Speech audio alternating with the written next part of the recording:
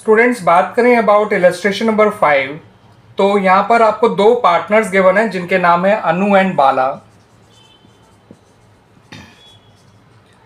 और इनका profit sharing ratio अभी तक है 3:2, लेकिन विद इफेक्ट फ्रॉम 1 अप्रैल 2024 इन्होंने डिसाइड किया कि ये लोग आपस में प्रॉफिट इक्वली शेयर करेंगे।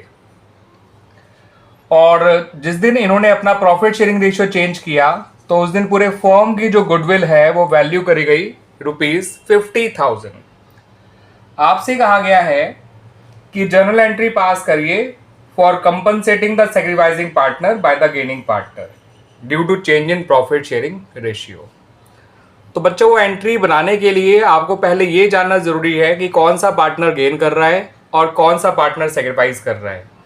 तभी हम ये जान पाएंगे कि गेनिंग पार्टनर जो है कितने अमाउंट से कंपनसेट करेगा सैक्रिफाइसिंग पार्टनर को, या ये हम कह सकते हैं कि सैक्रिफाइसिंग पार्टनर को कितने अमाउंट से कंपनसेट किया जाएगा। तभी हम जान पाएंगे जब हमें पता होगा कि सैक्रिफाइसिंग पार्टनर ने कितना सैक्रिफाइस किया है। ठीक है बच्चों, तो आइए पहले अनु और बाला दोनों का गेन सैक्रिफाइस निकाल लेते हैं। फॉर्मूला सिंपल है, old share minus new share. Answer positive आया तो सैक्रिफाइस, नेगेटिव आया तो गेन। तो अनु का पुराना शेयर है 3/5, नया शेयर है हाफ, ये आ जाएगा बच्चों 1/10। बाला का पुराना शेयर है 2/5, नया शेयर है हाफ, ये आ जाएगा बच्चों माइनस का 1/10। तो अनु सैक्रिफाइस कर रही है और बाला जो है वो गेन कर रहा है। ठीक है बच्चों, 1/10 1/10। अब रही बात कि कितने अमाउंट से गेनिंग पार्टनर सैक्रिफाइसिंग पार्टनर को कंपनसेट करेगा, उसके लिए इनके रिस्पेक्टिव गेन और सैक्रिफाइस को मल्टीप्लाई कर दीजिए with the amount of firms goodwill. दोनों के सैक्रिफाइस गेन बराबर है तो 50,000 का 1/10 आ जाएगा बच्चों 5,000। तो 5,000 वो अमाउंट है जिससे बाला जो है कंपनसेट करेगा अनु को। ठीक है बच्चों, और एडजस्टमेंट एंट्री क्या होगी वो भी देख लीजिए। एडजस्टमेंट एंट्री बनेगी बालाज कैपिटल अकाउंट डेबिट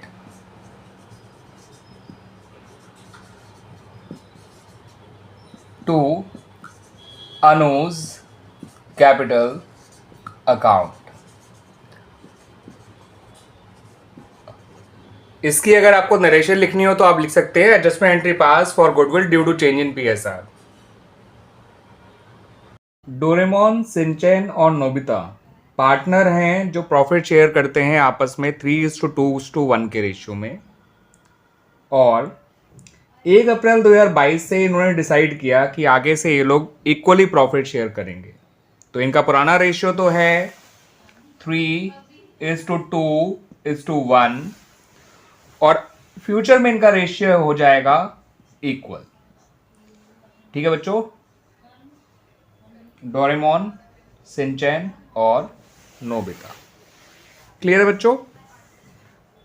अब इन्होंने कहा कि जब इन्होंने प्रॉफिट शेयरिंग रेशियो चेंज किया तो उन्होंने कहा इस पर्पज से हम लोग अब जो है अपनी गुडविल वैल्यू कर रहे हैं at 2 years purchase of the average profit of last 4 years। तो पिछले 4 साल के एवरेज प्रॉफिट का 2 years परचेज करके गुडविल निकाला जाएगा और फिर एक एडजस्टमेंट एंट्री पास की जाएगी due to change in profit sharing ratio. आपको पिछले 4 साल के प्रॉफिट्स दे रखे हैं। जो पहला साल है जो 31 मार्च 2019 को एंड हो रहा है, उस साल का प्रॉफिट है 50,000। दूसरे साल का है जो 31 मार्च 20 को एंड हो रहा है 1,20,000। तीसरे साल का है जो 31 मार्च 2021 को एंड हो रहा है 1,80,000। और चौथे साल इनको लॉस हुआ है जो ईयर इनका 31 मार्च 2022 को एंड हो रहा है ₹70,000। अब इसमें इन्होंने एक ट्विस्ट भी डाल दिया है, वो ये कि 1 अप्रैल 2021 को, यानी कि 5वें साल के पहले दिन, चौथे साल के पहले दिन, 1 अप्रैल 2021 21-22 के अंदर आएगा, ध्यान रखिएगा। तो चौथे साल के पहले दिन इन्होंने एक बाइक खरीदी थी 50,000 की, जिसे गलती से एक्सपेंस में डाल दिया गया था। थी वो एसेट, लेकिन उसको उन्होंने एक्सपेंस में डाल दिया था, जिसकी वजह से इनका लॉस बढ़ गया 70,000। अगर ऐसा नहीं किया होता तो लॉस इनका केवल 20,000 होता। ठीक है बच्चों, तो इस 50,000 को आप वापस प्लस कर दीजिए क्योंकि ये एक्सपेंस नहीं एसेट है। तो चौथे साल में ये 50,000 आपको प्लस करना है। वो खुद माइनस में है, आप प्लस करेंगे तो लॉस जो है वो केवल 20,000 रह जाएगा। ठीक है बच्चों, क्योंकि ये एक्सपेंस था ही नहीं, it's an asset not an expense. मगर अब क्योंकि ये एसेट है तो इस पर डेप्रिसिएशन भी चार्ज किया जाना है। डेप्रिसिएशन एक एक्सपेंस है जिसकी वजह से ये लॉस फिर बढ़ जाएगा और डेप्रिसिएशन लगेगा 20% per annum straight line method से। तो खैर मेथड स्ट्रेट लाइन होता है रिटर्न डाउन, पहले साल तो कोई फर्क पड़ता ही नहीं है क्योंकि ये चौथे साल ही खरीदी गई थी हमें बाइक। तो डेप्रिसिएशन 20% के हिसाब से 10,000 आ जाएगा और लॉस फिर बढ़ जाएगा क्योंकि डेप्रिसिएशन एक एक्सपेंस है और एक्सपेंसेस जो होते हैं वो लॉसेस को और बढ़ाते ही हैं। ठीक है बच्चों, तो ये एडजस्टमेंट आपको करनी पड़ी। एसेट का पैसा प्लस करना पड़ा क्योंकि वो एक्सपेंस था ही नहीं, तो एक्सपेंस कम हुआ तो लॉस भी कम हो गया। लॉस कम करने के लिए मैंने ये प्लस 50,000 लिखा है क्योंकि -70 प्लस 50 तो एक तरह से वो -20 ही रह गया। और 10,000 का जो डेप्रिसिएशन लगा उससे आपका लॉस फिर बढ़ गया, इसलिए -10,000 और कर दिया। सही है बच्चों। प्रॉफिट जो होता है वो एक्सपेंस कम होने से बढ़ जाता है और एक्सपेंस बढ़ने से कम हो जाता है, लेकिन जो लॉस होता है क्योंकि चौथे साल लॉस हुआ था वो एक्सपेंस कम होने से कम हो गया और एक्सपेंस बढ़ने से बढ़ गया। ठीक है बच्चों, तो 50,000 मशीन के आपको प्लस करने हैं और 10,000 आपको डेप्रिसिएशन के माइनस करने हैं। अब निकालिए इनका एवरेज प्रॉफिट इन चारों साल के प्रॉफिट का। तो 50 प्लस 50 1 लाख, 1 लाख प्लस 1 20, ठीक है बच्चों, सॉरी 3 लाख, 1 लाख प्लस 3 लाख क्योंकि 1 20 और 1 80 3 लाख होता है। तो 3 लाख प्लस 1 लाख हो गया 4 लाख, 4 लाख अपॉन 4 लाख माइनस 80,000। ठीक है बच्चों, 320, तो इन सबका टोटल आ रहा है कुल मिला के 320 अपॉन 4 कर दीजिएगा। तो 320 अपॉन 4 होता है बच्चों 80,000। तो एवरेज प्रॉफिट आ गया 80,000। दोबारा बता देता हूं, 50 प्लस 1 20 170, 170 और 1 80, 350, 350 माइनस 80 होता है आपका 270 और 50 320, कुल मिला के 320 आ गया और अपॉन 4 करा तो एवरेज प्रॉफिट 80,000 आ गया आपका। This is your average profit of last 4 years. अब गुडविल निकालनी है तो इस 80,000 को 2 से इंटू कर दीजिए क्योंकि इन्होंने कहा था 2 years purchase of average profits. तो 80 इंटू 2 हो गया 1,60,000।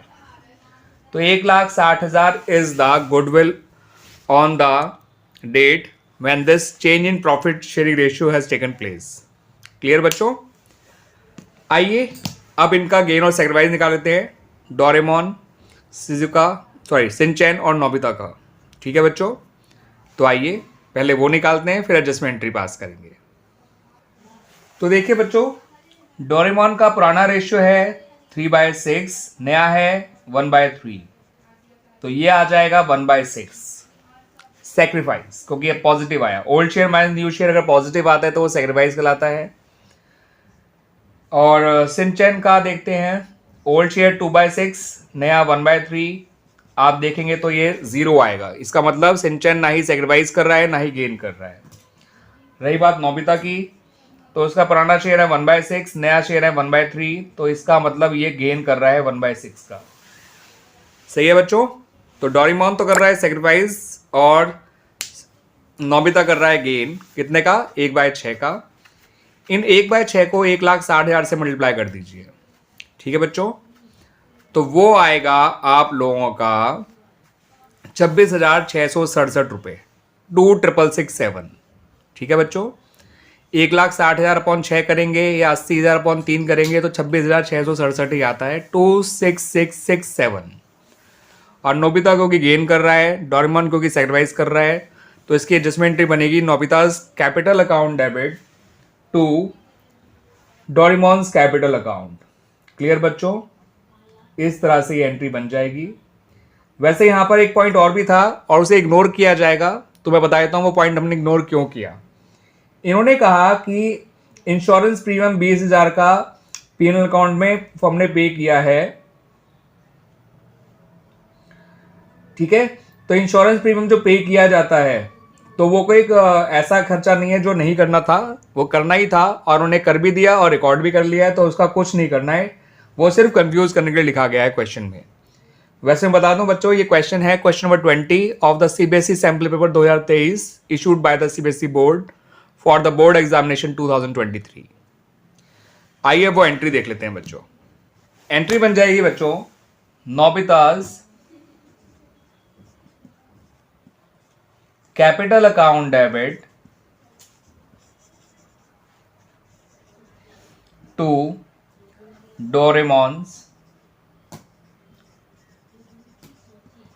Capital account. ठीक है बच्चों, तो ये एंट्री बन जाएगी आप लोगों की 26,667 2,667 26,667 और ये हमारा क्वेश्चन नंबर 20 कंप्लीट हो गया बच्चों। ये देख लीजिए पूरी एंट्री इस तरह से बनाई गई है। क्लियर? अनिल, सुनील और रमेश ये तीनों पार्टनर्स थे पहले इन रेशियो 5:3:2, लेकिन विद इफेक्ट फ्रॉम 1 अप्रैल 2024 उन्होंने डिसाइड किया कि वो लोग आपस में प्रॉफिट शेयर करेंगे इन फ्यूचर इन रेशियो 1:1:1। और जिस दिन इन्होंने अपना प्रॉफिट शेयरिंग रेशियो चेंज किया उस दिन goodwill of the firm value करी गई ₹1,08,000 और गुडविल जो पहले से ही अपीयर कर रही थी इन द बुक्स वो थी ₹18,000।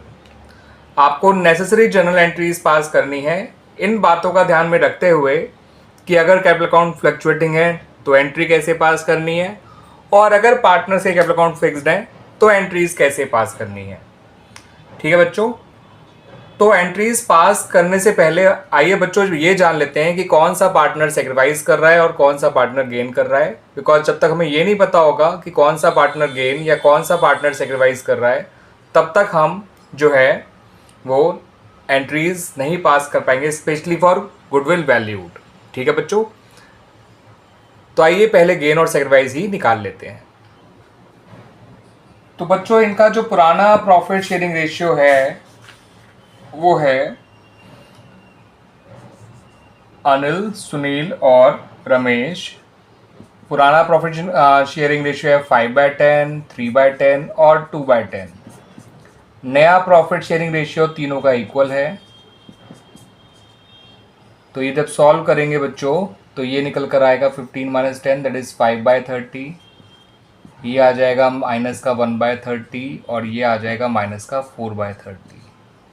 तो अनिल तो सेक्रीफाइस कर रहा है बट सुनील और जो तीसरा पार्टनर है रमेश ये दोनों गेन कर रहे हैं। अब जो गुडविल की एडजस्टमेंट एंट्री पास की जाएगी फॉर वैल्यूड गुडविल, उसके लिए अनिल को आपको क्रेडिट करना है किस अमाउंट से बच्चों, 5/30 इंटू जो फर्म की गुडविल वैल्यू करी गई है। ठीक है बच्चों, ये आ जाएगा 18,000। सुनील को डेबिट किया जाएगा क्योंकि वो गेन कर रहा है 1/30 इंटू 1,08,000। सॉल्व करेंगे तो ये आएगा 3600। और जो रमेश है उसको भी डेबिट किया जाएगा 4/30, ठीक है बच्चों, जितना वो गेन कर रहा है इंटू 1,08,000। ये आएगा 14,400। क्लियर बच्चों? तो आइए अब एंट्रीज बना लेते हैं, पहले कैपिटल अकाउंट को फ्लक्चुएटिंग मानते हुए और बाद में फिक्स मानते हुए। तो बच्चों जब पुरानी गुडविल राइट ऑफ की जाएगी तो वो तो ओल्ड रेशियो में ही की जाएगी। तो अनिल, सुनील और रमेश तीनों के कैपिटल अकाउंट डेबिट करेंगे, याद रखिएगा, बिकॉज कैपिटल अकाउंट फ्लक्चुएटिंग है।